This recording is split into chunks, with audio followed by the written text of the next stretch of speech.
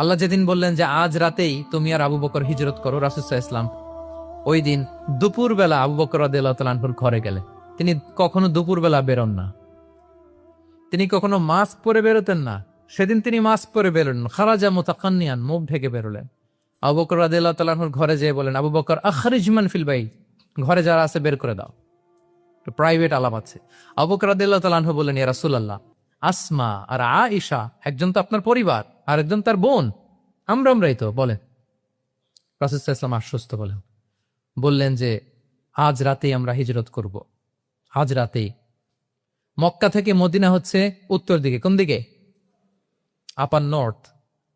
তিনি মক্কা থেকে মদিনায় হিজরত করবেন উত্তরে, কিন্তু তিনি বের হলেন দক্ষিণ দিক দিয়ে, শত্রুর চোখে ধুলি দেওয়ার জন্য। দেখেন, দিনের বেলা বেরোলেন না, রাতে বেরোলেন। দেখেন, একটার পর একটা প্রিকশন।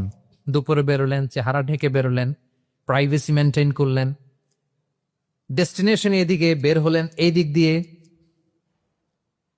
সবার চোখের অন্তরালে তিনি বের হলেন। এবং তিনি আবু বকর রাদিয়াল্লাহু তাআলা আনহুকে বললেন, সবাই যেই পথে মদিনা যায় আমরা কিন্তু ওই পথে যাব না, ক্যারাভানগুলো যেই পথে যায় ওই পথে না, সাওয়াহিলি একটা আনইউজুয়াল রুট ধরে আমরা যাব, সাগরের পার ঘেঁষে ঘেঁষে, যাতে ওরা বুঝতে না পারে। এই জন্য আবু বকর রাদিয়াল্লাহু তাআলা আনহু একজনকে ভাড়া করলেন, আব্দুল্লাহ ইবনে উরাইকেত নামে, যে আনইউজুয়াল রাউটটা চিনে, যে সাগরের পাশ ঘেঁষে চলে যাওয়া পথ দিয়ে মক্কা থেকে রাসূল সাল্লাল্লাহু আলাইহি ওয়াসাল্লামকে মদিনায় পৌঁছায়। দুইটা উট তিনি 2 মাস ধরে এটাকে নার্চারিং করে রাখলেন।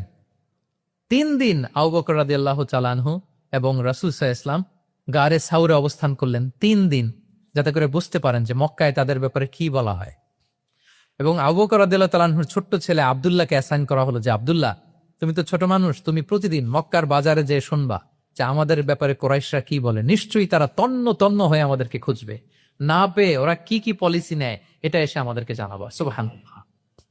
ছোট্ট আব্দুল্লাহ মক্কার বাজারে কে কি বলে শুনে গোয়েন্দার মতো করে, স্পাইয়ের মতো করে সে তথ্যগুলো নিয়ে, খাবার নিয়ে গারে সাউরে প্রতিদিন ইনফরমেশন পাস করে আসতো, আবার খাবার দিয়ে আসতো।